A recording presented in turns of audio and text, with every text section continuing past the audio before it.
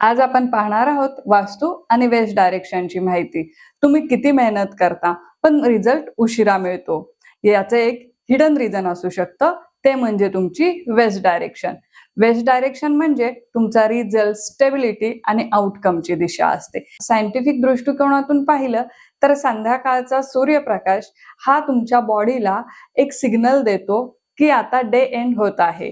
त्यामुळे तुम्ही come down, relax आणि स्टेबिलिटी मोड मध्ये येता।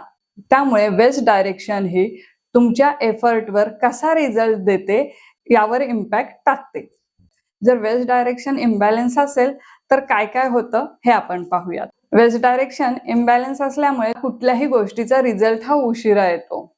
त्यामुळे तुम्हाला लवकर निराशा येते, तुमचे पेशन्स कमी होतात। वेस्ट डायरेक्शन बॅलन्स ठेवण्यासाठी आपण वेस्ट डायरेक्शनला हेवी फर्निचर किंवा युनिट्स ठेवू शकतो। त्याचबरोबर तिथे आपण सॉफ्ट कलर वापरले पाहिजेत। वेस्ट डायरेक्शन ही क्लीन पण बॅलन्स ठेवली पाहिजे, जास्त ओपन ठेवायला नाही पाहिजे। वेस्ट डायरेक्शनला काय काय अवॉइड केलं पाहिजे हे आपण पाहूयात। तर वेस्ट डायरेक्शन ओपन आणि रिकामी नसावी, त्याचबरोबर इथे जास्त मिरर लावू नये। ईस्ट डायरेक्शन तुम्हाला एनर्जी आणि सुरुवात देते, पण त्या एनर्जीचा शेवट कुठे दिसतो तर तो दिसतो वेस्ट डायरेक्शन मध्ये। कारण सकाळी ईस्ट डायरेक्शन कडून सूर्य हा उगवत असतो, पण तो मावळतो पश्चिम दिशेकडे।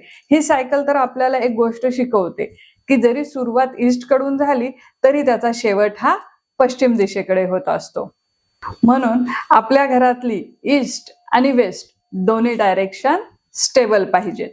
त्या कशा, त्या आपण मागच्या व्हिडिओमध्ये पूर्व दिशेचा व्हिडिओ पाहिलेला आहे। आपल्या घरातील दोन्ही दिशा ह्या बॅलन्स पाहिजे। आता त्या दिशा बॅलन्स कशा ठेवायच्या हे आपण मागच्या व्हिडिओमध्ये पाहिलेलं आहे। तर आता वेस्ट डायरेक्शन साठी आपण काय काय उपाय करू शकतो ते आपण पाहूयात। वेस्ट डायरेक्शन मध्ये आपण थोडं हेवी फर्निचर ठेवू शकतो, यामुळे याचा रिझल्ट स्टेबल येतो। तर आता आपण दुसरा उपाय पाहणार आहोत। तर वेस्ट डायरेक्शन ही पूर्ण ओपन ठेवायची नाहीये, इथं थोडी जागा बंद पाहिजे किंवा जड काहीतरी इथे ठेवायचं, त्यामुळे सिक्युरिटी फील निर्माण होतो। आता आपण तिसरा उपाय पाहणार आहोत, तो म्हणजे कलर मॅजिक। तर आपण वेस्ट साइडला क्रीम, लाईट ब्राऊन, पेस्टल अशा लाईट शेड यूज करू शकतो, त्यामुळे कामनेस आणि बॅलन्स निर्माण होईल। आता आपण पाहूयात की वेस्ट साइडला काय अवॉइड केलं पाहिजे ते। तर वेस्ट साइडला मिरर जास्त अवॉइड केले पाहिजे, कारण मिरर हे रिफ्लेक्शन तयार करतात, त्यामुळे स्टेबिलिटी कमी होते।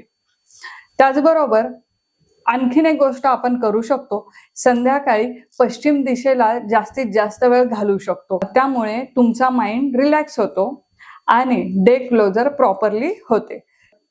तर आपल्या चॅनलला सबस्क्राईब, फॉलो आणि शेअर करायला विसरू नका।